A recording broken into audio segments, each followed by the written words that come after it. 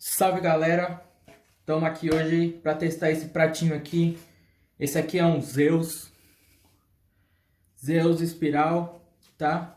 Esse prato é de 14 polegadas.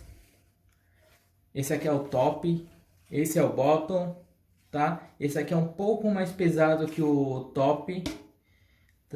Tem esse acabamento aqui que dá uma impressão de um prato cru. Na verdade é um prato cru, né?